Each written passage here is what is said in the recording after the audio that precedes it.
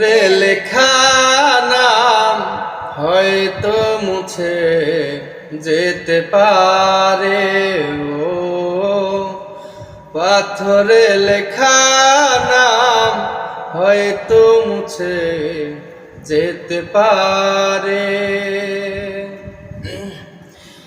মুছবে না কোনো দিন হৃদয়ে লেখা নাম, ভালোবাসি আমি যারে, ও পাথরে লেখা নাম হয়তো মুছে যেতে পারে।